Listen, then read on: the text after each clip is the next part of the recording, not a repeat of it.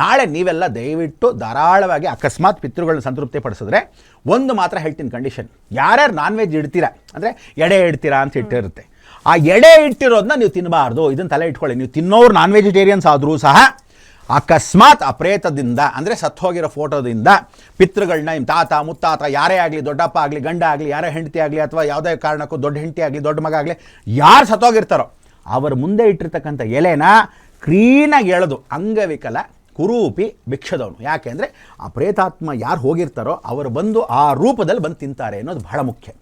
ಆಗ ನೀವು ನೋಡಿ ಅವ್ನು ಸಣ್ಣಗಿರ್ತಾನೆ, ತಿಂತಾನೆ ಬ್ಯಾಟಿಂಗ್ ಆಡ್ತಾನೆ, ಅವನು ಎಷ್ಟು ತಿಂತಾ ಇದ್ದಾನೆ, ಅವನು ಸೋಡಕ್ಕೆ ಸಣ್ಣಗಿದ್ದಾನೆ ಅಂತ ನೀವು ಅನ್ಕೋಬೋದು. ಅವ್ನು ತಿಂತಾ ಇರಲ್ಲ, ಅವನು ಒಳಗೆ ಆಹ್ವಾನ ಆಗಿ. ಅದಕ್ಕೆ ಒಂದು ಎಲೆಯನ್ನಿಟ್ಟಾಗ ಎಷ್ಟೋ ಜನ ಏನು ಮಾಡ್ತಾರೆ, ಎಲ್ಲರೂ ತಿಥಿ ಮನೆಗೆ ಹೋಗಬೇಡಿ, ಅಲ್ಲಿ ನೋಡಿದ ತಕ್ಷಣ ನೀವುಗಳು ದೂರದಿಂದ ಇರಬೇಕು, ಅವರ ಮನೆ ರಕ್ತದವರು ಮಾತ್ರ ತಿಥಿ ಕಾರ್ಯಕ್ಕೆ ಹೋಗಬೇಕು. ನೀವೇನು ಮಾಡ್ತೀರಾ ಗೊತ್ತಾ, ಅವ್ನು ಸೂಪರ್ ಸ್ಟಾರು, ಅವ್ನು ಸತ್ತೋಗಿದ್ದಾನೆ, ಅವ್ರ ಮನೆಗೆ ಹೋಗಿ ತಿಥಿ ತಿನ್ನೋದು, ಇವನು ದೊಡ್ಡ ಫಿಲ್ಮ್ ಸ್ಟಾರು, ಇವ್ರ ಮನೆಗೆ ಹೋಗಿ ತಿನ್ನೋದು. ನೀವೆಲ್ಲ ಹಂಗೆ ತಿನ್ನಬಾರ್ದು.